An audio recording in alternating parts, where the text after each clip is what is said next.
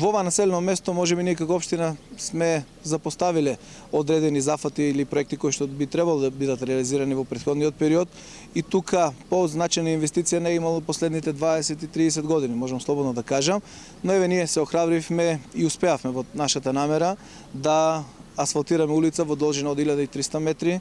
должни, како и ширина на коловозна лента од 5 метри плюс тротоарски површини. Со еден збор, генерално сите поглавни сообраќајници во самото село ќе добијат асфалт, што е во голема мера значено за самото населено место.